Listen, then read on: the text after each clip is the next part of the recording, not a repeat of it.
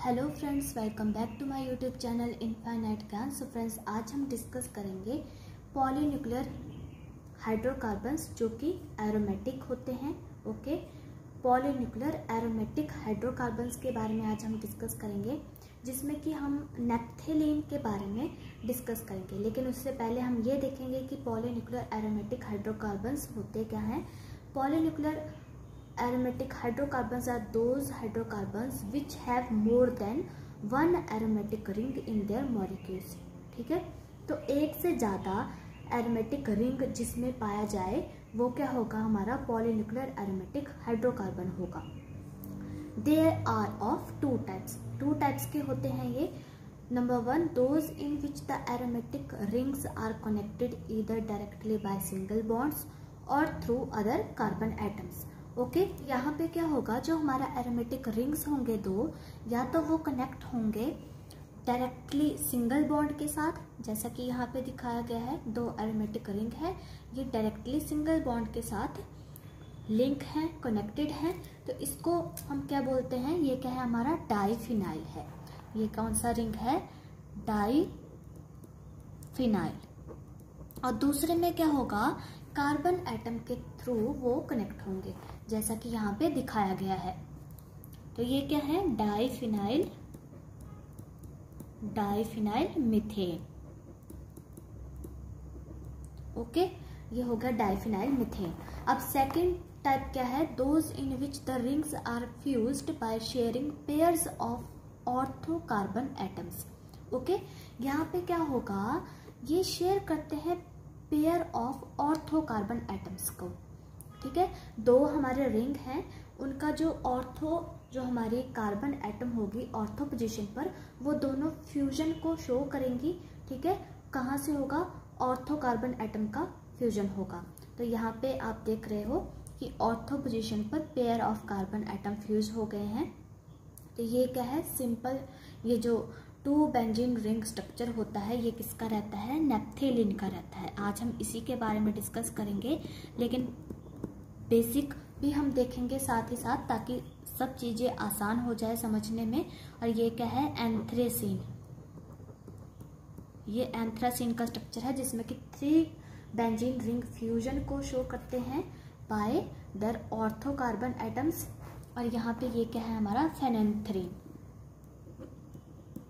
Okay, reign.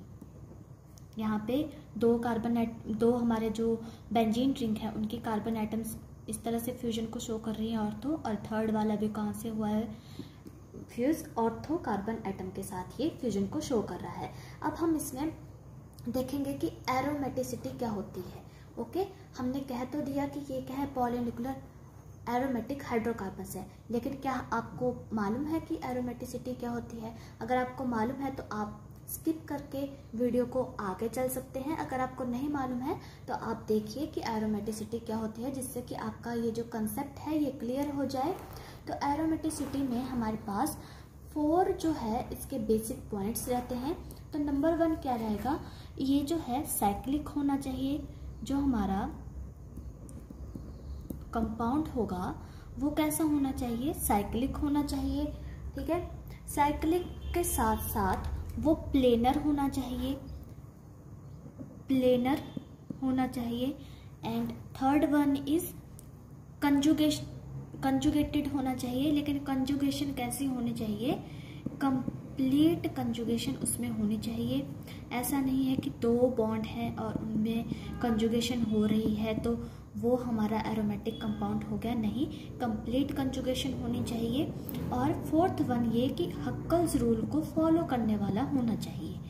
Huckel's rule को follow करने वाला होना चाहिए। हक्कल्स रूल क्या है हमारे पास, 4n+2 पाई इलेक्ट्रॉन्स।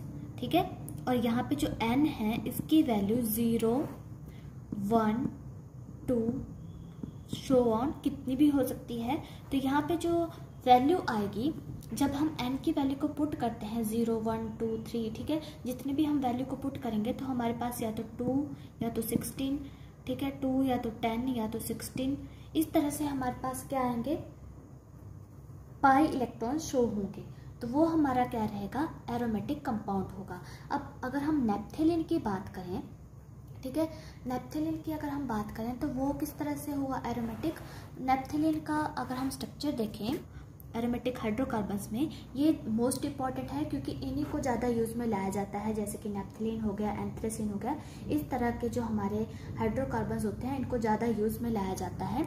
और यहाँ पे जो बॉन्ड है वो इस तरह से प्रेजेंट होगा, ठीक है, ध्यान से देखना है आपने। तो इस तरह से हमारा ये बॉन्ड प्रेजेंट है, और ये जो ये वाला बॉन्ड है ये दोनों रिंग के लिए कॉमन है, शेयरिंग में है ये, ठीक है। तो यहाँ पे अब हम सबसे पहले देखेंगे कि ये एरोमेटिक किस तरह से हुआ। क्या ये साइक्लिक है? हाँ, ये साइक्लिक है। दूसरा, क्या ये प्लेनर है? प्लेनर हमारा तब होता है कंपाउंड जब वो sp2 हाइब्रिडाइजेशन को शो करता है, sp2। ओके, तो यहाँ पे क्या है, हमारा कार्बन एटम होगा, यहाँ पे इस पोजीशन पर हमारा क्या है, कार्बन है। तो कार्बन जो है 3 बॉन्ड शो करेगा, और कौन से वाले होंगे वो, कार्बन 3 सिग्मा बॉन्ड को फॉर्म कर रहा है, ठीक है, 3 सिग्मा बॉन्ड को फॉर्म कर रहा है हर एक कार्बन। तो यहाँ पे ये है कार्बन, 2 तो इसके ये हो गए, और एक इसका क्या है, एक इसका हाइड्रोजन के साथ है, क्योंकि यहाँ पे हाइड्रोजन भी तो होगी ना, तो एक इसका बॉन्ड हाइड्रोजन के साथ बन रहा है, सिग्मा बॉन्ड। तो 3 है हमारे, ठीक है, 3 सिग्मा बॉन्ड बन रहे हैं, और जो हमारा सेंट्रल एटम जैसे कि कार्बन है वो 3 इसके साथ एटम ज्वाइन है। तो ये क्या कर रहा है, sp2 हाइब्रिडाइजेशन को शो कर रहा है, ठीक है। तो sp2 हाइब्रिडाइजेशन में जो है हमारा जो स्ट्रक्चर होता है वो 2D रहता है, 2D यानी कि वो प्लेन में रहेगा, प्लेन है, जैसे कि ये हमारा शीट है, ये एक प्लेन है, तो ये इसी के ऊपर रहेंगे, ऐसा नहीं है कि इस शीट के नीचे भी होगा, ठीक है। तो वो हुआ, अगर यहाँ पे sp3 हाइब्रिडाइजेशन होती तो sp3 हाइब्रिडाइजेशन का मतलब है कि हमारा जो स्ट्रक्चर है वो टेट्राहेड्रल है, और टेट्राहेड्रल में हमारा जो टेट्राहेड्रल में हमारा एक एटम जो है वो क्या रहता है, बिलो द प्लेन रहता है, ठीक है। तो इस वजह से sp2 हाइब्रिडाइजेशन जब होगी तो वो हमारा कंपाउंड क्या रहेगा, प्लेनर रहेगा। तो इस तरह से, और कंजुगेशन भी इसकी प्रॉपर हो रही है, आप यहाँ पे देख सकते हैं, यहाँ पे ये हमारा जो डबल बॉन्ड है ये दोनों में शेयरिंग में है। तो इस तरह से मतलब कि कंजुगेशन ये है कि डीलोकलाइजेशन ऑफ पाई इलेक्ट्रॉन, जो डीलोकलाइजेशन होगी पाई इलेक्ट्रॉन की वो कंटिन्यूस होती रहेगी। ओके, ये 4n+2 पाई इलेक्ट्रॉन रूल को फॉलो करता है, यानी कि हैकेल्स रूल को फॉलो करता है क्या। तो यहाँ पे अगर हम देखें, यहाँ पे हमारे टोटल नंबर ऑफ जो पाई इलेक्ट्रॉन है वो कितने हैं, यहाँ पे तो 2 है, यहाँ पे 3 है, ठीक है, 3 है, तो 2 इलेक्ट्रॉन इसमें हो गए, 2 इसमें हो गए, 4 इलेक्ट्रॉन हो गए, और 6 इलेक्ट्रॉन इनमें हो गए, तो 6 + 4 10 पाई इलेक्ट्रॉन्स हमारे पास इसमें हैं। तो अगर हम 4n+2 पाई इलेक्ट्रॉन में वैल्यू को पुट करते हैं, तो हमने यहाँ पे क्या किया, 2 वैल्यू पुट कर दिया, n की वैल्यू हमने 2 पुट कर दी, +2 हमारे पास क्या आ गया, 10, मतलब कि ये क्या कर रहा है, हैकेल्स रूल को फॉलो कर रहा है, तो ये क्या है, एरोमेटिक है। तो नेप्थेलिन हमारा क्या हुआ, एरोमेटिक कंपाउंड हुआ। इस तरह से आप एरोमेटिसिटी निकालते हैं किसी भी कंपाउंड की। दूसरा, इसमें हम देखेंगे कि नेप्थेलिन की जो नंबरिंग है वो किस तरह से की जाएगी। तो ये जो हमारा कार्बन एटम होगा, ये हमारा फर्स्ट कार्बन एटम होगा, सेकेंड ये होगा, ठीक है, थर्ड, फिर हमारा 5th आ जाएगा ये वाला, ठीक है। इन ये जो 2 का जो फ्यूजन हुआ है इनको हम काउंट नहीं करते हैं, ठीक है। अब ये जो 1, 4, 8, 5 ये जो पोजीशन है हमारी, ये इक्विवेलेंट है एक दूसरे के, मतलब कि इक्वल है टू वन अनदर। ओके, तो ये जो हमारी 1, 4 और 8, 5 पोजीशन होगी, इसको या तो हम नंबर इस तरह से देंगे, और अदरवाइज हम इनको क्या कहेंगे, ये कौन सी पोजीशन है हमारी, अल्फा पोजीशंस होती हैं, ये अल्फा पोजीशन होती हैं ये, और बाकी जो बची ये हमारी क्या है, बीटा पोजीशन है। वैसे आप इसकी नंबरिंग करोगे, ये भी इम्पॉर्टेंट है। और सेकंड हम इसमें देखेंगे रेजोनेंस कंसेप्ट। जो इसमें रेजोनेंस कंसेप्ट है वो हम इसमें देखेंगे कि किस तरह से हमें पता चला, किस तरह से हमें इसकी स्टेबल फॉर्म मिली नेप्थेलिन की। तो इसमें 3 टाइप के रिंग्स को शो किया था, वो मैं अभी ड्रॉ करती हूँ। तो यहाँ पे जो रेजोनेंस कंसेप्ट है, इसमें हमारा नेप्थेलिन जो है 3 रेजोनेंस हाइब्रिड को शो करता है, जिसमें से हमें एक जो मोस्ट स्टेबल जो इसमें रेजोनेंस हाइब्रिड फॉर्म हुआ है उसको लेना है, ठीक है। तो हम किस तरह से आइडेंटिफाई करेंगे कि इसमें मोस्ट स्टेबल कौन सा है। तो अगर आप ध्यान से देखें, हमने तो सबसे पहले एक तो ये डिस्कस किया था कि एरोमेटिक रिंग जिसमें एक से ज़्यादा होंगे वही हमारा क्या करेगा, एरोमेटिक पॉलीन्यूक्लियर हाइड्रोकार्बन कहलाएगा। ओके, तो अगर आप यहाँ पे ध्यान से देखें तो यहाँ पे ये जो बेंजीन रिंग है वो एक ही है, दूसरे में इसमें बेंजीन रिंग नहीं बन रहा है। ओके, मतलब कि यहाँ पे 3 बॉन्ड तो हैं लेकिन यहाँ पे 2 ही हमें पाई बॉन्ड देखने को मिल रहे हैं। और वैसे अगर हम यहाँ पे देखें तो यहाँ पे हमारा क्या है, ये हमारा नेप्थेलिन का स्ट्रक्चर है। तो यहाँ पे हमारा ये वाला जो पाई बॉन्ड है ये दोनों के लिए कॉमन है। तो यहाँ पे 2 बेंजीन रिंग यहाँ पे फॉर्म हो रहे हैं, लेकिन यहाँ पे भी सेम जैसा कि फर्स्ट में हुआ उसी तरह से यहाँ पे है। यहाँ पे सिर्फ 2 ही हमारे पाई बॉन्ड है और यहाँ पे 3 है, मतलब कि एक ही बेंजीन रिंग है। तो अगर हम सिंपली देखें तो ये 2 तो वैसे ही रिजेक्ट हो जाती हैं, क्योंकि हमने कहा है कि पॉलीन्यूक्लियर एरोमेटिक हाइड्रोकार्बन में एक से ज़्यादा क्या होनी चाहिए, एरोमेटिक रिंग होनी चाहिए। तो यहाँ पे इस वाले में जो सेकंड वाला है इसमें 2 हमारी क्या है, एरोमेटिक रिंग प्रेजेंट है। और दूसरा, इसे फ्राइज रूल ने भी एक्सप्लेन किया था। उसका कहना ये था कि उसने ये कहा कि जिसमें बेंजोनॉइड स्ट्रक्चर ज़्यादा होंगे, ओके, जिसमें बेंजोनॉइड स्ट्रक्चर ज़्यादा होंगे, तो बेंजोनॉइड स्ट्रक्चर यानी कि बेंजीन रिंग जिसमें ज़्यादा होंगे वो हमारा क्या रहेगा, most stable form of polynuclear hydrocarbon होगी। तो बेंजोनॉइड स्ट्रक्चर इसमें ज़्यादा है सेकंड वाले में। और दूसरा, इनमें क्या आ रहा है, हमारा क्विनॉइड स्ट्रक्चर यहाँ पे ये शो कर रहे हैं। कौन से वाला स्ट्रक्चर शो कर रहे हैं, क्विनॉइड स्ट्रक्चर ये शो कर रहे हैं। क्विनॉइड स्ट्रक्चर हमारा इस तरह से होता है, ठीक है, इस तरह से होता है, मतलब कि एक तो हमारा रिंग बन रहा है इस तरह से और ये इस तरह से होता है क्विनॉइड। इसमें 2-2 हमारे क्या होंगे, पाई बॉन्ड प्रेजेंट होते हैं, 2-2 इसमें पाई बॉन्ड प्रेजेंट होते हैं। तो ये जो क्विनॉइड रिंग है ये यहाँ पे फॉर्म हो रहे हैं। ये एक तो बेंजीन रिंग है, दूसरा कौन सा है, क्विनॉइड रिंग इसमें फॉर्म हो रहा है, इसमें भी और इसमें भी। तो अगर हम मोस्ट स्टेबल फॉर्म अगर हमें चाहिए तो फ्राइज रूल के अकॉर्डिंगली मोस्ट स्टेबल वो होगी फॉर्म जिसमें कि बेंजोनॉइड रिंग ज़्यादा होंगे। तो बेंजोनॉइड रिंग सेकंड वाली जो रेजोनेंस हाइब्रिड है इसमें ज़्यादा है, तो ये क्या रहेगी, मोस्ट स्टेबल रहेगी। ये कौन सी फॉर्म है, मोस्ट स्टेबल फॉर्म है, ओके, पॉलीन्यूक्लियर हाइड्रोकार्बन की। तो इस तरह से हमने ये देखा कि हमारा जो मोस्ट स्टेबल फॉर्म है वो नेप्थेलिन की कौन सी होगी, तो ये वाली है।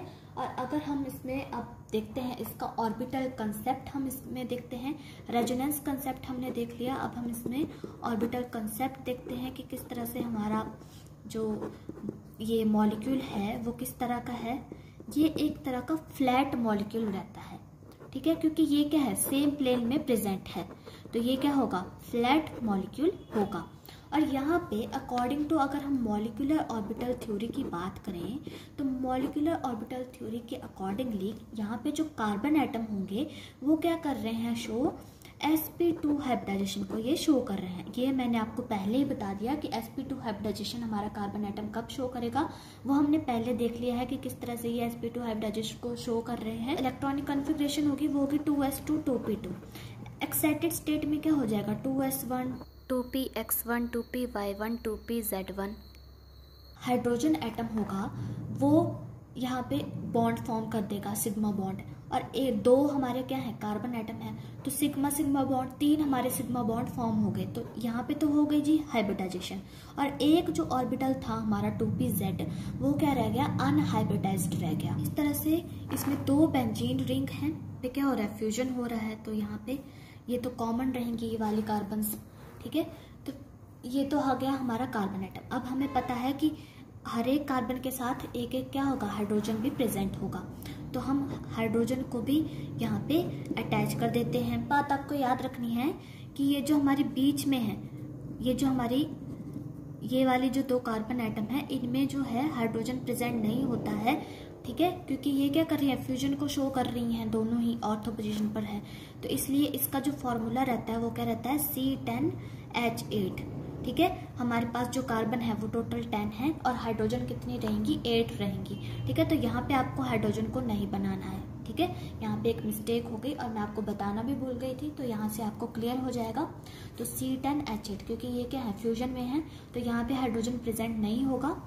और दूसरा अब क्या होगा, हमने कहा कि इसमें क्या है, एक अनहाइब्रिडाइज्ड ऑर्बिटल रह गया है कार्बन का। अब कार्बन ने क्या किया है, 3 यहाँ पे इसने बॉन्ड को फॉर्म कर लिया है। कौन से वाले हैं, सिग्मा बॉन्ड है। तो ये तो होगी हाइब्रिडाइजेशन इनकी, लेकिन एक क्या है, अनहाइब्रिडाइज्ड है। तो अनहाइब्रिडाइज्ड ऑर्बिटल को हम इस तरह से शो कर देंगे। अनहाइब्रिडाइज्ड पी ऑर्बिटल के जो इलेक्ट्रॉन है वो क्या करेंगे, डीलोकलाइजेशन को शो करेंगे, ठीक है।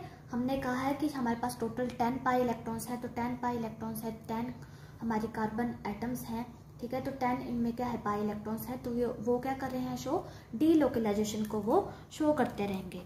तो डीलोकलाइजेशन को वो किस तरह से शो करते हैं, इस तरह से वो शो करेंगे जैसे कि एक हमारा अबव द प्लेन होगा और एक बिलो द प्लेन होगा।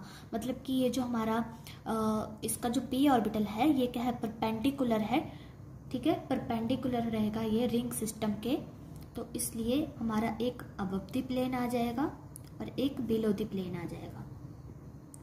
तो इस तरह से आ जाएगा जो अनहाइब्रिडाइज्ड इसमें इलेक्ट्रॉन्स होंगे, इस तरह से आ जाएगा।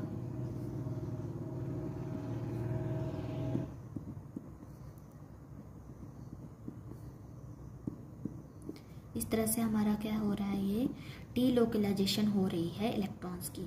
अब ये हमारा इसी तरह से आ जाएगा अबव द प्लेन और बिलो द प्लेन। और आपको पता है कि ये जो हमारी बीच की जो कार्बन है ये क्या है, फ्यूजन को शो कर रही हैं, तो ये कॉमन रहेंगी, ठीक है। ये क्या रहेंगी, कॉमन रहेंगी। तो इसीलिए हमने इस तरह से शो किया इसे, ये क्या है, कॉमन रहेंगी। तो यहाँ पे हमारे पास क्या आ रहा है, तो हमारे पास इस तरह से डीलोकलाइजेशन की इस तरह से आ रहा है, क्योंकि ये क्या है, ये तो कार्बन एटम हमारे कॉमन है और इस तरह से ये क्या होगा, डीलोकलाइजेशन होगी। इस तरह से ये हमारा क्या है, एक फ्लैट मॉलिक्यूल है। तो ये है इसका बेंजीन रिंग, ठीक है। ये आ गया बेंजीन रिंग, 2 बेंजीन रिंग है हमारे पास, फ्यूज्ड बेंजीन रिंग है। तो यहाँ पे इस तरह से हमारा क्या आ रहा है, इस तरह से आ रहा है हमारे पास एक अबव द प्लेन आ रहा है और एक बिलो द प्लेन आ रहा है। तो इस तरह से क्या हो रही है, डीलोकलाइजेशन हो रही है, इस तरह से हो रही है डीलोकलाइजेशन। और फिर यहाँ से ही नीचे की तरफ को जा रही है, बिलो द प्लेन भी जा रही है डीलोकलाइजेशन। तो इस तरह से ये 8 फिगर को शो करता है। वो हमारा पॉलीन्यूक्लियर एरोमेटिक हाइड्रोकार्बन हुआ नैप्थेलीन, ठीक है। यहाँ पे आपको हाइड्रोजन को शो नहीं करना है क्योंकि ये क्या है, फ्यूजन में है दोनों कार्बन एटम, ठीक है। आई होप आपको अच्छे से समझ में आया हो। तो इसी तरह की और वीडियोस के लिए सब्सक्राइब कर दीजिए चैनल को। Till then guys, take care, good bye.